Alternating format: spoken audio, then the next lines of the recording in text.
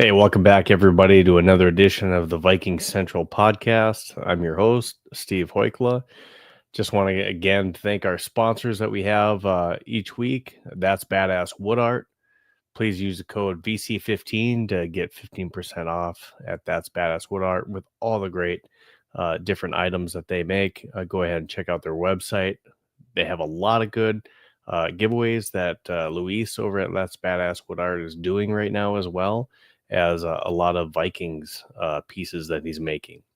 Also, SeatGeek, you can use that code VikeCentral for $20 off any $50 or more purchase. And of course, use that link that we have up in the upper right corner for homage. That's one of the ways that you can support us. Use that. You'll also get some discounts off on some great clothing that they provide. All right, so we're going to go ahead and kind of talk about some different topics. Of course, one of them being Carson Wentz. So tonight I actually went to a high school football homecoming game from Carson Wentz's alma mater, where he went to high school. And I'm, it was a blowout. It was 29-0. Bismarck Century is where he went to high school. They won 29-0 over West Fargo Packers. And so it was a good game to watch if you're from Bismarck. But West Fargo got blown out tonight. I'm rooting for Carson this Sunday. I'm hoping he can spark that Vikings offense. He's from NDSU. I'm even sporting some NDSU bling too, and hoping this helps with if you're at all a little bit I guess if you think that doing stuff like this can help the Vikings get a win, I'll do that. So I do have a comment already. Overlord Rex says, how's it going, guys? Boy, it's been a long ass week as a Vikings fan. You're telling me. All of us are living it there with you. Absolutely. And as far as Carson Wentz, I'm hoping he's good enough to take the starting spot. I'm tired of hearing about the soft benching. We'll see. I mean, JJ's in a boot. There's been talk. If you saw it on social media or even just media in general, they're talking about the Vikings are just trying to hide the fact that he's played 7 quarters of bad football. 7 of the 8 quarters have been bad football, that they're maybe just kind of hiding him. I don't think that's the case. He's only 2 games in. He's still the franchise quarterback. Now, I get it. It's been a lot of bad play. But hopefully, we saw him get taped up. He probably has an injury, and if he does have that injury, and he's not, that affects his mobility. Is it smart or wise, whether it be as a team, to roll him out there when he's injured and maybe play another bad game to where it spirals even more? Where that not only maybe affects his confidence, but also affects this team's ability to win or lose. So then you have to also juggle the fact, are we better off with him getting healthy and starting a veteran quarterback like Carson Wentz? Bob Swede, he says it's Wentz's job to lose now. We'll see. I mean, I did write about it today. If you haven't taken a look at it, you can check it out on our Substack. Titled, "Can Carson Wentz Spark the Vikings Offense?" One of the things that I talk about in that article is, does Carson Wentz have the ability to spark the offense, being one?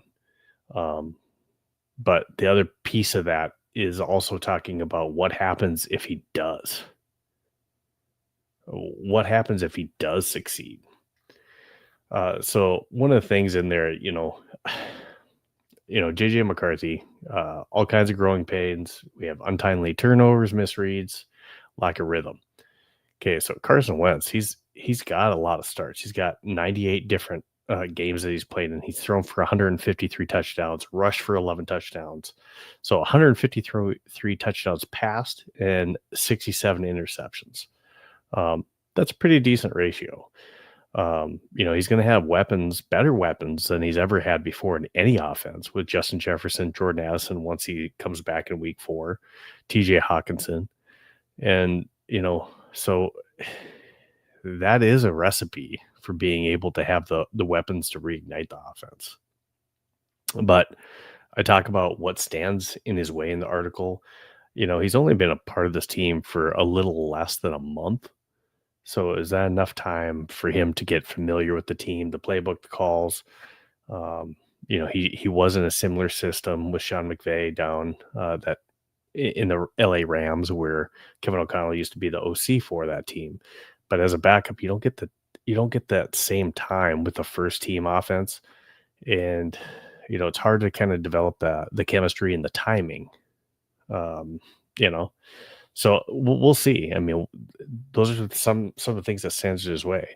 The word I was looking for earlier is that if you're a superstitious guy, went to where he played high school football and went to their homecoming game with the Bismarck Century Patriots, sporting some NDSU gear tonight, and hopefully that helps. In my mind, maybe if I'm trying to be superstitious of Carson Wentz, maybe sparking the Vikings. Now, another thing I talked about in our Substack article was if Carson Wentz does succeed, if he performs well against the Cincinnati Bengals and beyond, it raises, the question to Kevin O'Connell and the rest of coaching staff in the front office of whether or not we ride the hot hand. Now, when JJ McCarthy heals, again, do they continue to go with? It depends on how well Carson's playing, but this also gives an opportunity for McCarthy to learn, McCarthy to maybe watch game tape or work in practice to try to elevate his game to maybe correct some of the mistakes he was having, whether it be low throws, accuracy, or whatever it may be. But for now, what we need to focus on, what Carson Wentz is focusing on, is just what's in front of him, which is starting this game on Sunday at noon against the Cincinnati Bengals at home. And he's going to be running out of that tunnel wearing the jersey of the team that he grew up loving. So he was a Vikings fan growing up. For a lot of us that, if you grew up as a football fan, you could only dream or reenact, if you were as a kid, of you leading your favorite team. And for a lot of us, the Minnesota Vikings, to a win, to a Super Bowl, if you will. Now, I'm not saying that that's what's going to happen, but what I am saying is that's a childhood dream to not only play for your favorite team, but, of course, also maybe even succeed, and win some games wearing that jersey. So that's pretty impressive stuff. When we take a look at, some of the stats that he has throughout his career as well, too. I mean, just take a look at Carson Wentz's stats over his career. I mean, of course, when we take a look at how he started his career early on, he had that rookie year in 2017, which is his best year over his career, where he did end up getting hurt and tore his and had that knee injury where he had to have surgery, but he had 33 touchdowns and 7 interceptions, and he was on the top of the list for MVP that year. Of course, we know the story. Nick Foles comes in, and he takes them the rest of the way, and they win the Super Bowl, which, hey, could have been us, right? So he has that. And then just look at his stats, though. Even his rookie year, threw 16 touchdowns, 14 interceptions, over 3,700 yards. The year he gets hurt, he threw almost 3,300 yards. The year after that, 21-7. The year after that, 27-7 for over 4,000 yards.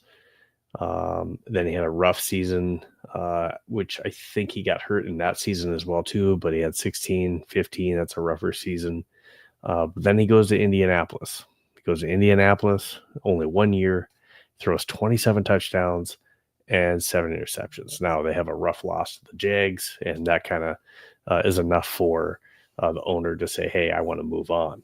But a lot of teams would kill for 27 touchdowns and only 7 interceptions. He has a rough outing with or a rough season with Washington, which, again, he was injured in that. He tries to come back, but of course, and it's spacing me right now. Used to be here, but anyways, they wanted to give that young individual a chance to start, and so Carson Wentz was just kind of on the outs there. So he goes to back up Matt Stafford with the Rams. He does get to start one game, throws 2 touchdowns and an interception. And I believe in that start, he ends up winning that game against Sam. I want to say it was Sam Darnold in the 49ers in that one game.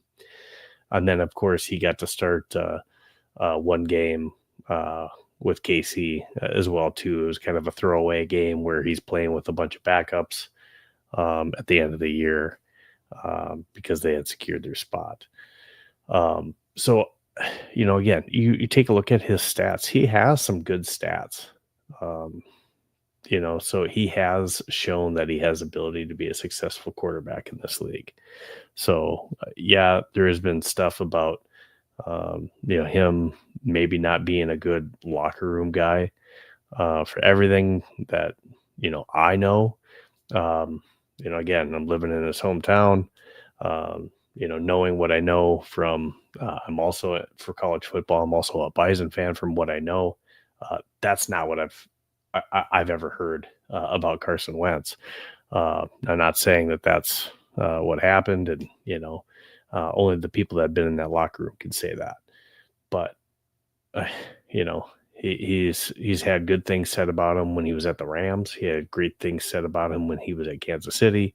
Now you could also say, but they didn't bring him back. Well, and again, if you're Carson Wentz, do you want to be a backup for Matt Stafford? Do you want to be a backup for Patrick Mahomes? No, you kind of want to be in a situation probably like what he is with the Vikings, where he potentially has an opportunity to start and kind of maybe even reignite his career. So good stats. It's got a lot of starts. He's got a lot of experience. That's what you want in a backup quarterback, to be able to come in and, if they have to go, they at least have the capability to lead a franchise to possibly some victories. We'll see what happens. We're going against a Bengals team this week that also is facing a backup quarterback that we're quite familiar with Jake Browning. So, I mean, we'll see what happens. I do have a couple other comments on here. I know Bob Sweet had said it's his job to lose now. Overlord Rex says, I completely understand being patient. No one's asking him to be perfect. He's talking about J.J. McCarthy. No one's asking for MVP numbers. We just want consistency. Absolutely. That's fair. Nobody should think in his first 2 starts that's going to happen. There's going to be growing pains. There's going to be growing pains the entire first season that he starts. Yes, but it's fair to ask for consistency as far as accuracy in throwing the ball. Absolutely. So those are some of the things that he needs to improve, maybe getting rid of the ball a little bit quicker, or even at times, maybe staying in that pocket a little bit longer to make sure that the route fully develops before taking off at times. The other thing Overload Rex says is JJ is going to learn what the NFL means if he comes out and plays like that again when our line is 100%. It's just a storm for a lot of bad things to happen when you're missing Christian Darrisaw, And we were taking a lot of pressure from that left side of the line. And of course, last week you have Ryan Kelly get hurt, in the first half, after the first half of that game. So Michael Jurgens has to come in. And that's also in a week that he ends up having a baby. And I'm not saying that this caused it, but, it is on a short week. You had a kid, you missed at least a day of practice. you know, Again, and it's on a short week, and you didn't get as many practices to maybe work on a lot of the mistakes that occurred in the Bears game to maybe correct a lot of that. So, there's that too.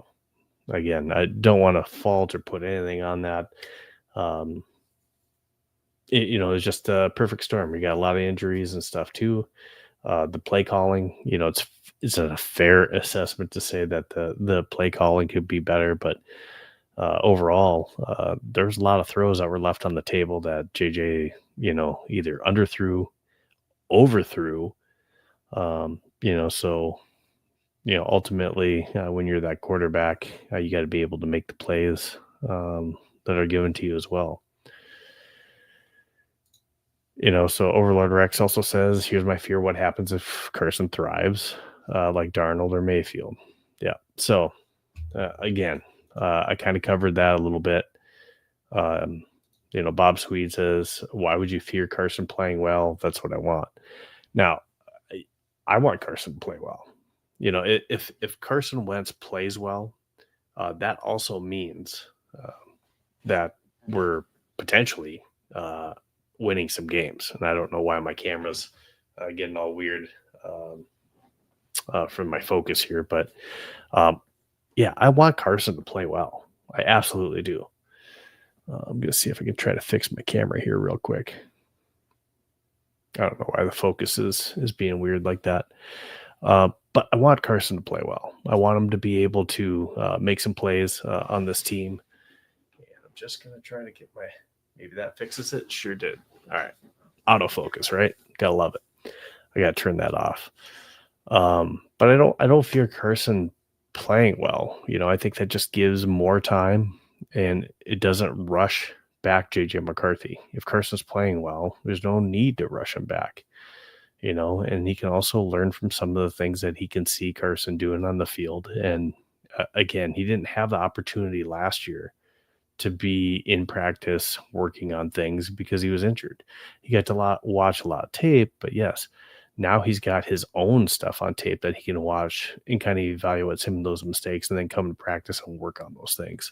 So I'd love to see that. Wouldn't it be a great thing though if Carson's just absolutely killing it out there and we say, like Darnold last year, we got to play the hot hand. We forget that Darnold was also somewhat in the MVP discussion there as well too. I mean, he was a little ways down there, but he was playing at that level. I'd love to see that be the discussion. And Carson has been in those different conversations before. And he has more weapons than he's ever had. So there's potential there. But the expectations, somewhat, I would keep them tempered for this game. And I only say that because we still have the injuries on the line, and we're going to talk about that too. So let's take a look at what the injury report looks like. So this is what the injury report looks like Thursday. So, man, this is deep. I was looking at the Bengals and they had like maybe 4 or 5 players on their injury report. Christian Darrisaw, he was a full participant on Wednesday, but then didn't practice on Thursday. Grenard was full. Donovan Jackson limited. Theo Jackson limited. Ryan Kelly did not play. Austin Keys is on there, of course. And people are questioning, why is he did not practice? How come he's not on the IR? He's in a boot. So that's what we know there. Looks like Jeff Okudah, he was full on Wednesday and Thursday. So that's a great sign that we'll have our CB3 back. Josh Oliver was limited. And then we also have Harrison Smith, who was limited in both practices as well. Andrew Van Ginkel, of course, limited in both practices. But the fact that they're even practicing is a good sign. Now, we also had this from the Vikings. This was their final injury report that came out 7 hours ago. It said out Ryan Kelly, which is not great news. So that means that at least one piece of that offensive line is not going to be starting for us on Sunday versus the Bengals. JJ McCarthy's out, so for sure Carson Wentz is getting the start, and then Justin School. So if School's out and questionable as Christian Darrisaw, we're looking at probably Walter Rouse getting that start.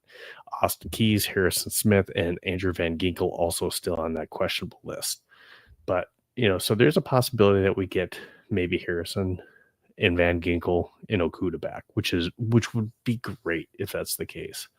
I'd really like to see Christian Darrisaw back. I did see a quote.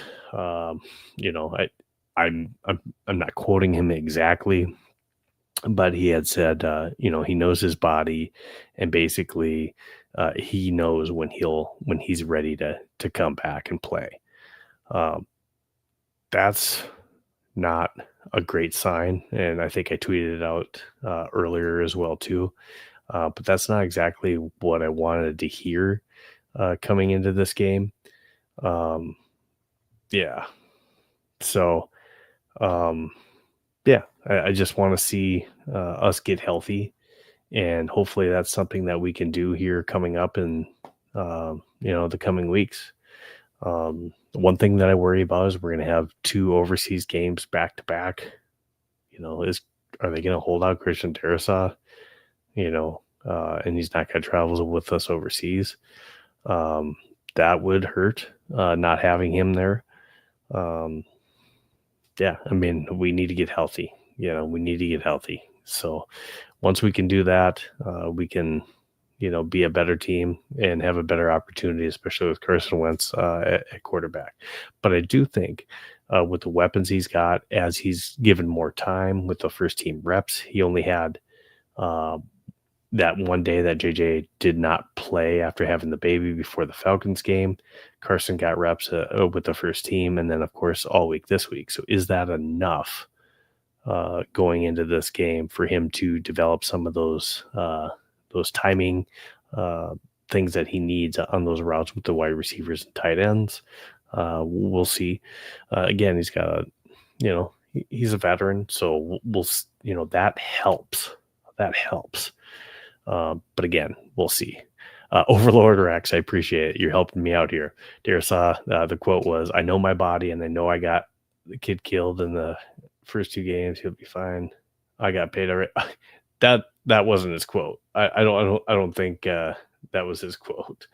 But he did say, though, "I know my body, and I'll be coming back when I'm able." So. Overlord, you didn't help me out all the way. That definitely wasn't a direct quote from him. But the other thing Overlord wants to say is our offense is like a luxury car. All we ask JJ is to drive in between the lines. We don't expect the same thing from Wentz. With him being we expect Wentz to hit the ground running. Now, do we expect him to hit the ground running, though, with not, only having been here for less than a month? That's just a fair question. And he's still probably going to start Sunday with only having 3 of the 5 offensive linemen being our starting offensive line. We're going to have 2 backups in there. So most likely from what we've seen over the last 2 weeks, Trey Hendrickson coming to town, you can bet he smells blood in the water. So I expect Carson Wentz to be pressured. So are we going to run more play action type things or quicker passing routes with Carson? We'll have to see. We don't know what to expect because we didn't get to see this in training camp. We didn't get to see this, at all during practices at all either. So we'll definitely have to see what this looks like. Yeah. So I mean, those are some of the key things that really we'll have to look at. We have Jake Browning coming to town. Jake Browning, he came in relief for Joe Burrow last week. Now, Joe Burrow, he left the game. He was 7 of 13 for 76 yards and a touchdown when he left the game last week against the Jaguars. Jake Browning comes into the game, throws for 21 of 32. And again, he's not expecting to come to the game, but he comes in, he's 21 for 32 for 241 yards for 2 touchdowns and 3 interceptions. Now, the 3 picks, not great, but he still ends up having a better QBR than even Joe Burrow had when he was in the game and wins the game for the Cincinnati Bengals against Jacksonville, who's looked pretty good over the last 2 weeks. So, I mean, Jake Browning, when he's been in relief for Joe Burrow when he got hurt back in 2022, he was gunslinging it. He beat us last time we played him as well too. So Jake Browning, he's got a little bit of that history with Minnesota Vikings too. So we're going to have 2 backup quarterbacks going at it. So we're going to have Carson Wentz versus Jake Browning, the battle of the backups. Of course, Jake Browning has some good weapons in T. Higgins and Jamar Chase. And then, of course, he's got Chase Brown at quarterback. Wait, I don't have the clip ready. Let me see if I can pull it up here real quick. Let me see if I can get it. See if I can share my screen here.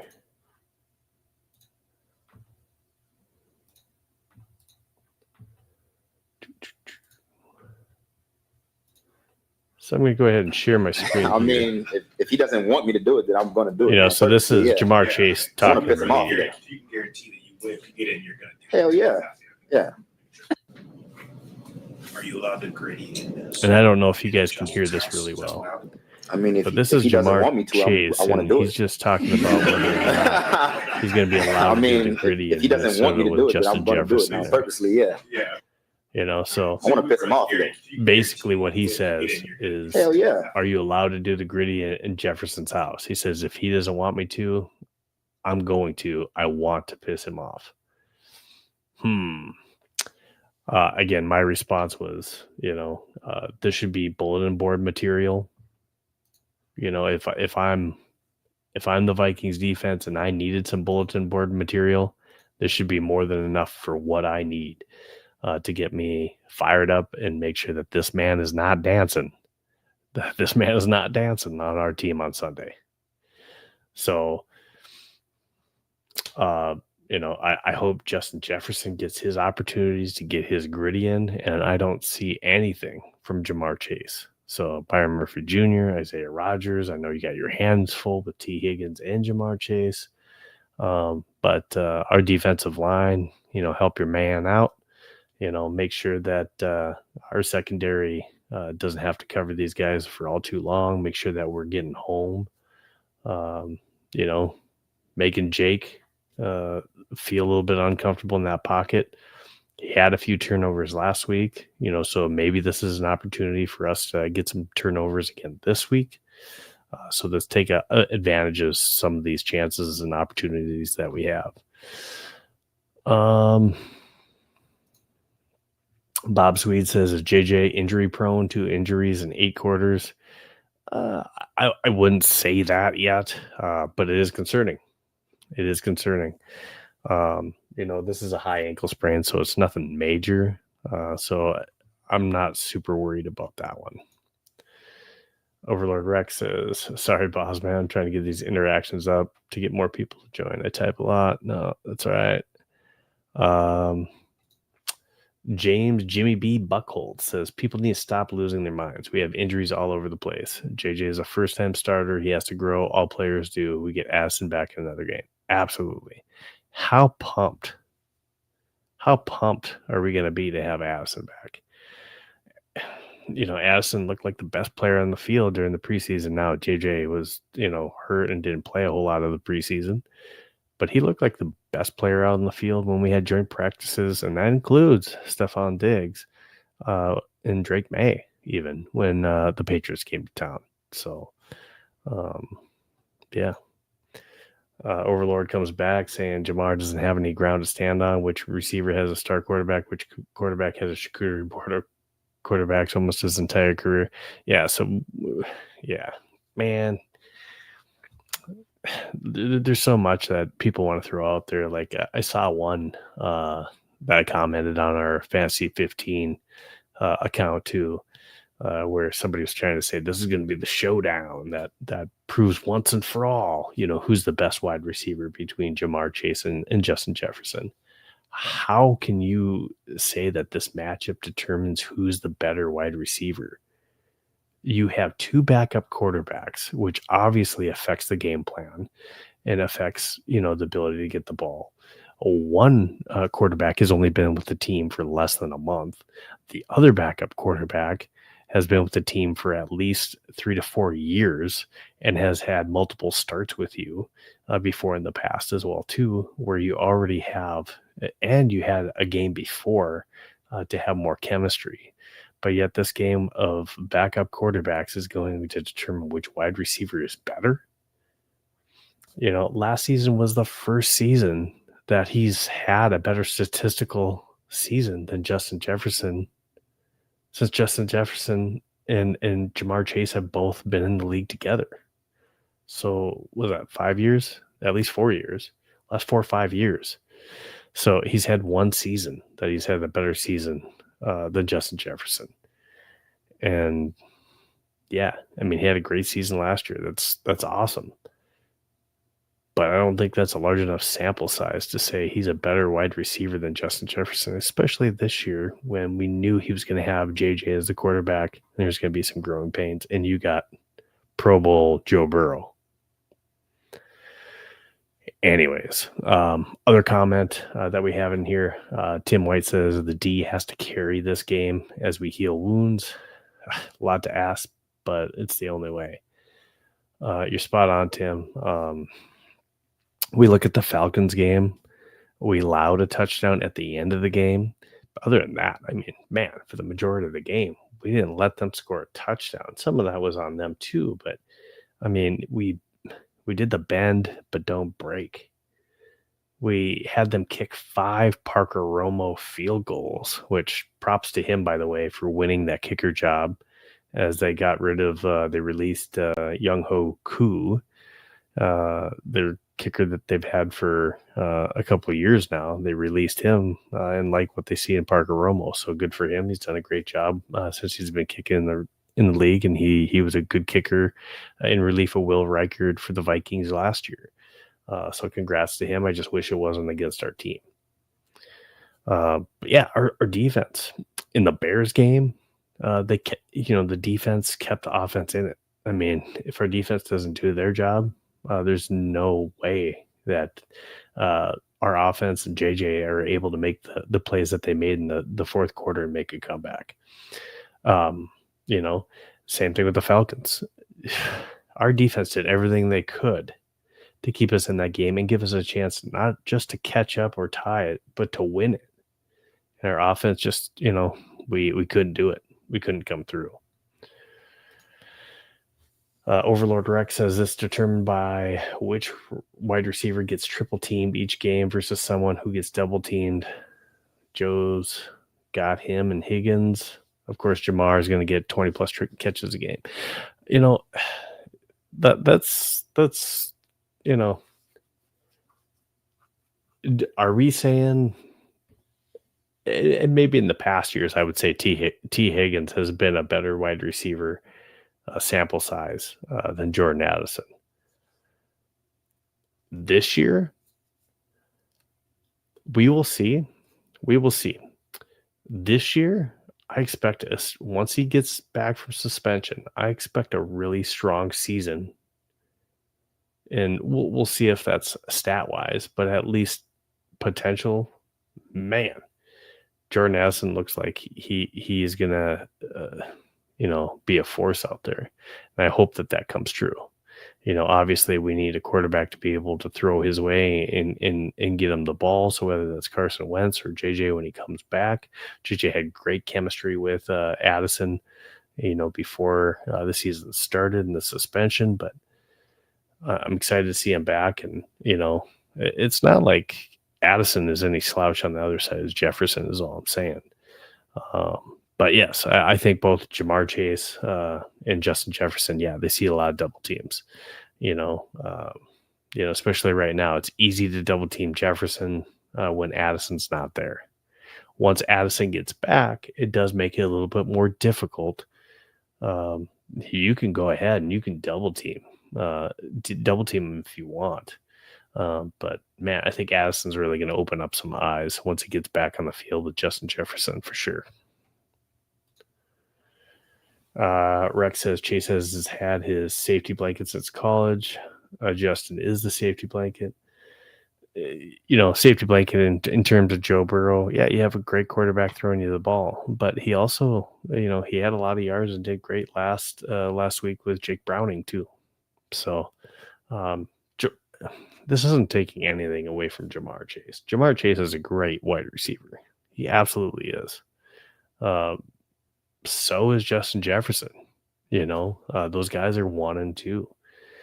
So an argument can be made for each, but at least statistically speaking, and what has been, put on the field, you can't say that Jamar Chase has put together a better career statistically than Justin Jefferson, at least to this point.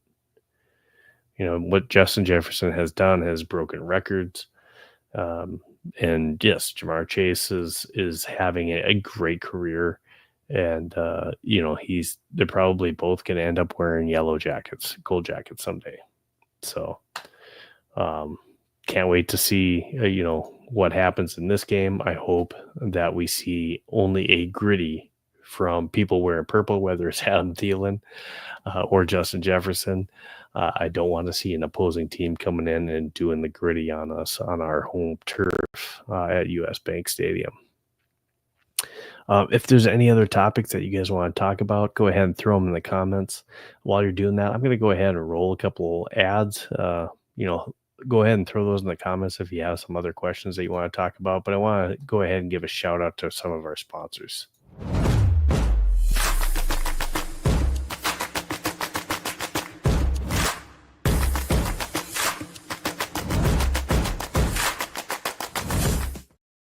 Again, that's VC15 for That's Badass Wood Art. Check out all those great looking Vikings pieces of artwork that Luis does. And again, you'll get 15% off when you use that code VC15. Again, that shout out, use code VikeCentral at SeatGeek. So if you're going to any NFL games or if you're going this weekend trying to get your tickets, $20 off any $50 or more purchase. And that's good for any concerts, games, or any events through SeatGeek. So Vike Central. And then also one more.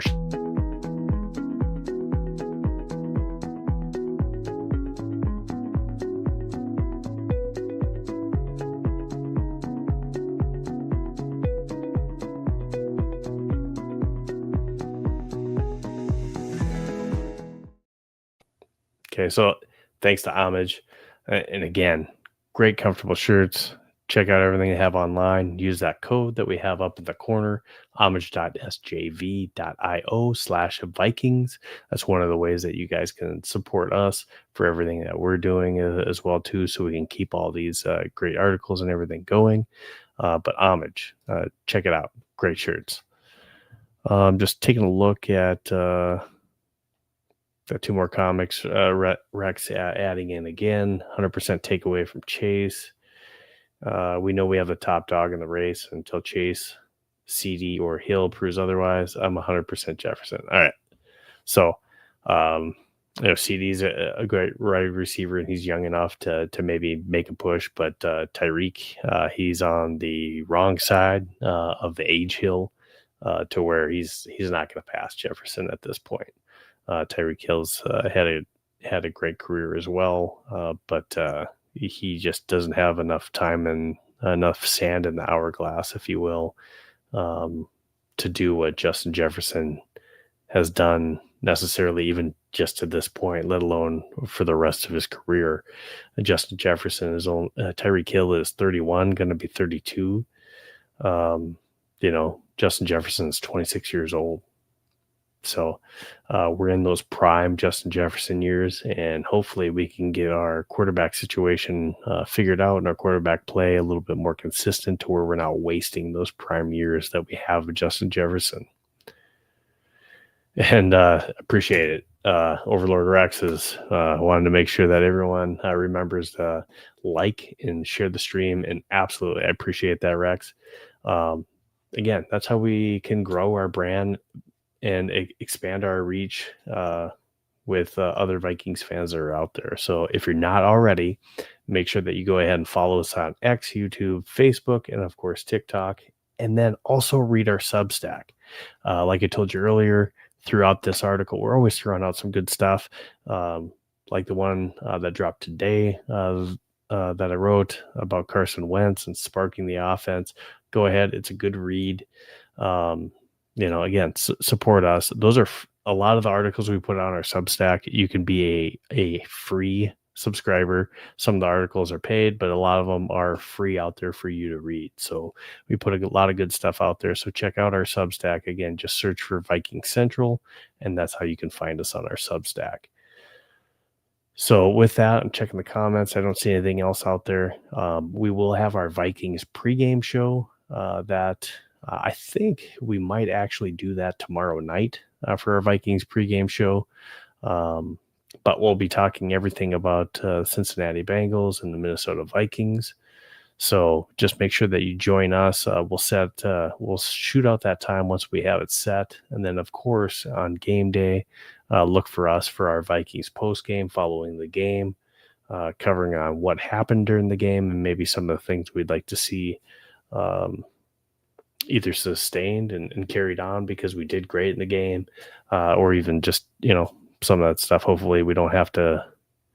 It was a very popular post game last time because obviously there were a lot of things that people wanted to come on, comment, and criticize about Falcons game because it was just not good. So hopefully this is a game that we're raving about how well Carson Wentz and the offense did and how well the defense did in shutting down Jamar Chase. And of course, maybe quieting Jake Browning. He was a little bit loud last time we played him. I would love for him to be a little bit quieter this go around. So just one more, Rex. He says, I guarantee once Jets gets his start QB, he's going to break 2K. I don't have a question about our defense. I think we just need to be healthy. I think that's one of the biggest things is let's get healthy. And we also need to make sure that our offense is not keeping our defense on the field so much. So that's one of the things too. I mean, yes, on these opening drives that are scripted, we need to do a better job early in the game. I feel like once we get settled in though, we do a pretty good job, especially once Flores starts turning up the heat. But at the same time, like offense, you got to help them out. They can't feel like they're dying out there because they're constantly on the field because you're having 3 and outs. So offense has to help the defense out.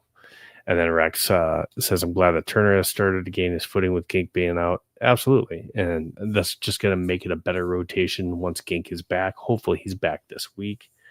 And yeah, rotate those guys through, keep them fresh. That way we're getting after the quarterback. So, all right. So look for our pregame. Most likely tomorrow night, we'll be doing our Vikings pregame to make sure we get that for you ahead of time. Also, if you haven't already, make sure that you're checking out our fantasy football show, Fantasy 15, that I host that's powered by Vikings Central. So if you haven't already set your week 3 picks, make sure you check that out. You can follow us over there at Fantasy 15 FB. So check us out on X. You can also check us out, Fantasy 15, on Spotify or on our YouTube page to watch back our Week 3 show where we list in 15 minutes our top 15 charts again, helping you set your lineups. That way you can make it all the way to your week 15 playoffs and hopefully win your league.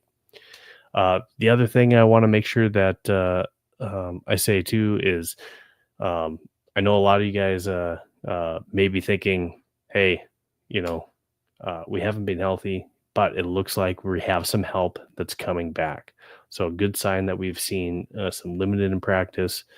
So hopefully we get healthy this week going into it. And yes, 12 on the injury report, 9 were starters, but hopefully help is on the way. Hopefully we're getting some of those back. So thanks again, James. Appreciate it. Yeah, absolutely. It hurts when you got starters out.